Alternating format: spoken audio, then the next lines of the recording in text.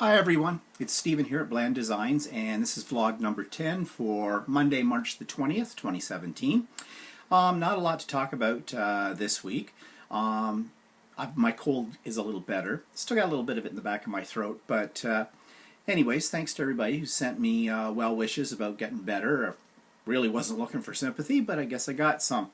Actually, just as a side note, and I don't mean to make fun of any other YouTubers, but sometimes, and I'm sure you've seen them, you get onto YouTube and someone starts off talking about what they're going to be talking about, but first of all they let you know that they haven't been online for about 2 months because they've been sick, and then they go on for about 5 minutes with that.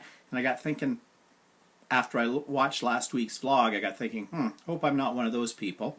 You know, I don't usually get sick. So anyways, thanks anyways, let's move on. Okay, what are we going to talk about today? Well, no questions and answers, as per usual. And so what have I been up to? Well, I have this thing about abstract art. I've really gotten into it in a big way in the last year or so. I guess that's because of the work that I've been doing as a volunteer at the Robert McLaughlin Gallery here in Oshawa. And it's really opened my eyes to what abstract art is all about. And I think I've mentioned before, I am not an artist. I cannot draw, and I really wish I could. So I thought I'd dabble in and try my hand at abstract art. Now, some of you will say, well, don't you already do abstract art when you're doing art journaling? And I've been thinking about that lately, especially at my attempts to do abstract art. Yeah, actually art journaling is a form of abstract art. I'm sure the purists out there wouldn't think it is, because we're using aids with it, like, you know, we're using stencils, we're using rubber stamps, we're not just purely using a paintbrush to create the art. So anyways, I thought I'd give myself a shot at this and see what I could come up with. I've tried before in the past and have had mixed results. So I took a board and canvas board, and I covered it all over with random drops of modeling paste or molding paste, whatever way you want to call that. Something called gel tar, which is kind of another kind of paste that's kind of runny, and some crackle paste, which when it dries it crackles. Put that all down on this canvas board. Canvas board is just basically a piece of really stiff canvas. It's like cardboard kind of a thing with a canvas surface to it. And then once it dried, I decided to paint. So, you're ready for the result? Here's the big reveal. Don't laugh too hard. Here we go. There's my attempt at abstract art. Now, I don't know. I'm not even sure which way it should go. Actually, I kind of like it that way. So, I just played. And I don't know, I kind of like it. I kind of don't. I really don't know if it means anything, but I did give it a name. And I call it Midnight Snow. So there you go. I even signed it somewhere. Yes, I signed it at the bottom. So in 100 years' time, someone will dig this out of a landfill site and look at it, and who knows? It may be one of those lost arts done by me that someone has found, and it's now worth a lot of money, like a lost Pollock or something like that. I don't know. But anyways, abstract art is not easy to do. I was one of those people that used to say, you know, anybody can do abstract art. It's just throwing a bucket of paint on a wall and let it drip. Not so much so. It really is difficult. I don't know. It's something about, you have to think about it to do it. Anyways, while I was doing that piece, I had a piece of wax paper laid down, and I was using it sort of as my palette for my paints, for mixing them up. I was making glazes and things like that. And I really liked what the color looked like on the wax paper. So I took a fan brush to it, and I did this. This is a piece of wax paper. I mounted it on a piece of board, but it's a piece of wax paper. And I just ran the fan brush through it, and it gave all these kind of swirly, almost cloud-like effect. And then I wish I could say that I painted these trees, but I did not. I rubber stamped these trees on the bottom. Then I got out my matte medium. I guess art journalers never die. You know, we use all of our supplies all the time. We just go on and on forever. And to glue it all down. And you know, I really like it just as it is. Now I thought of putting something else up here or whatever, but I think I'm just going to leave it as it is. Now, to people who do fine art, this is not art. I cheated. I used a rubber stamp. I didn't paint the trees. I could have tried to paint the trees, but I know what they'd look like. They wouldn't look like trees. You want to talk about abstract. But I just kind of thought that looked kind of cool. So there it is. So as far as I'm concerned, it's still a form of art. I just don't know what form of art that is. Okay, so that was my adventure in the week there into abstract painting. I've actually got a piece, you can see it over my shoulder here. I'm not going to show it to you any closer than that. It's a disaster. I started with one thing, I tried to plan it out, I laid down some stuff, hated it, took some red paint out, covered it all over with red paint, then I scraped some of the red paint off, and actually, I'm kind of liking the way it looks. I don't know if I'm going to do anything more to it or whatnot, but that's why I'm not going to show it to you, okay? Maybe I don't need to overthink it. Maybe that's the problem. Maybe you shouldn't overthink abstract art. I'm not sure. Anyways, I may dabble a little bit more in it and see what I come up with, and I'll let you know. Okay, so what's pissing me off this week? Well, nothing in the art community or in the scrapbooking community or card making community.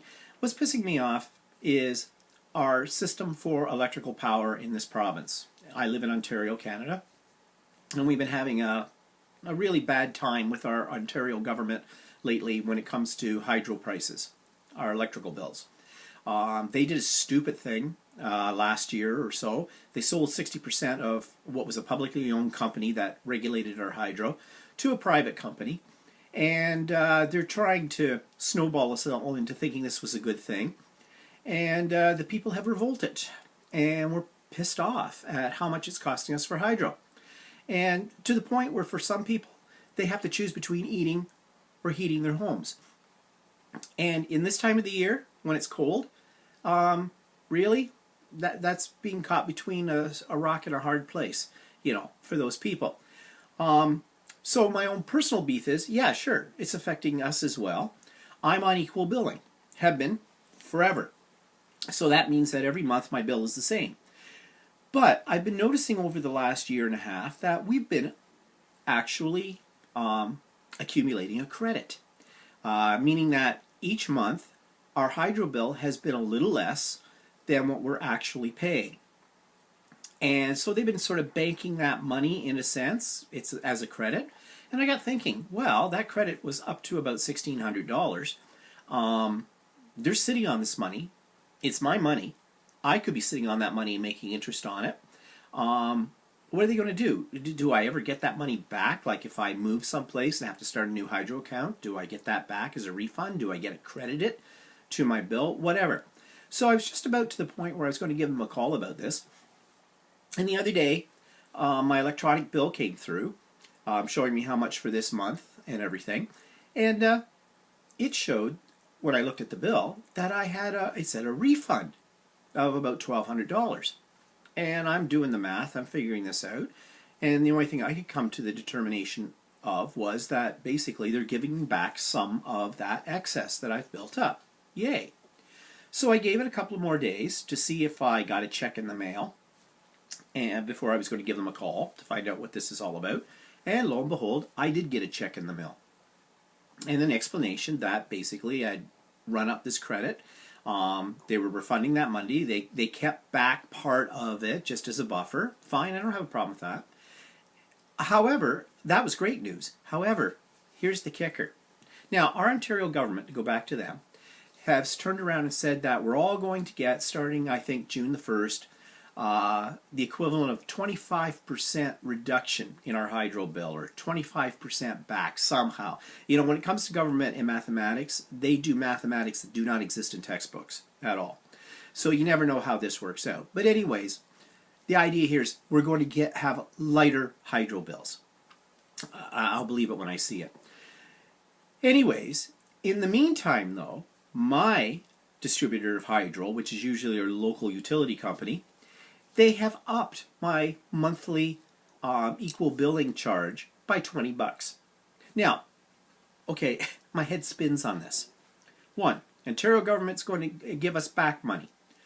2, I had a huge credit already run up on my hydro bill, so they're giving me back $1,200 of that in a check. Now, when you think that the reason that I have earned that credit back is because they've overcharged me on equal billing for the longest time. So wouldn't you think they'd look at their analysis of this and reduce the equal billing per month accordingly? No, in their world of mathematics, you increase it by $20. All I can think of is that they know there's something coming down the pipes to them, and they're going to pass on whatever that cost is that's increased to them, which I suspect is coming from the Ontario government, onto the consumer again. And so they're building that in to my equal billing. I don't know.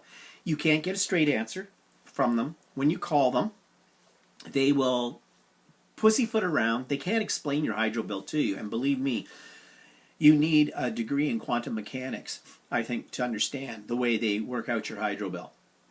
So anyways, shut up and put up, I guess. So they've increased it by $20 a month. I'm getting back money, and I'm going to have this reduced hydro bill. We'll see how this all works out. In the meantime, our gas bill is going up thanks to the Ontario government as well. So, basically they're robbing Peter to pay Paul. But that's politics. Anyways, that's what's pissing me off this week. Resource of the week. Okay, I've been leaning towards giving you resources that come from YouTube, and this is another one.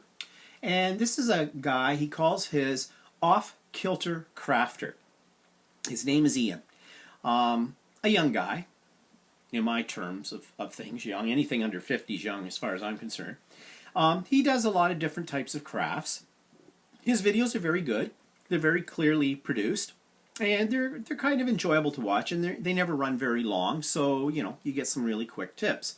So, again, it's called Off-Kilter Crafter. Just look for that, do a search on YouTube for it, and you'll find it, and check him out. He's got some neat ideas. Okay, technique tip product review of the week. Really don't have any, except I'm going to lump this in with new stuff. And one of the new stuff is, I mentioned last week that I'd ordered stencils that are designed by Mike Deacon, who I've reviewed before, and I got them. And here they are. I haven't taken them out of the package yet. But this one, whoa, I love this one. I think this is going to be really cool, trying to keep the glare off it. They're fun. Like this is retro rocket, 50s style kind of thing. And then there's two in this package, and they're on top of each other. And I don't know if I can get them out here real easy to see. Yeah, I'm not going to worry about it. But you'll see these in upcoming videos. One's a bunch of houses, and the other is sort of a cityscape kind of a thing, I think. Whatever. But I'll be using these on some journal pages, and I'll show you the end results so you'll get a better look at them. But really quite reasonable in price. They're £4 each, and £4 is basically, just double it, $8 our money. Shipping was about £6. So for all of these stencils, plus the shipping, and because they're coming from the UK, it cost me about $43 our money. Which, as far as stencil prices go, it's about average. But these are unique, so you can't get them anywhere else except with Mike Deacon. So if you want to check these out, go to Mike Deacon's MikeDeaconArts.com, or Mike Deacon Art, not arts, art.com, and you can see these, and you can order them from Mike as well. Tell him Steven sent you. He doesn't know who I am. Okay, so what else is coming up?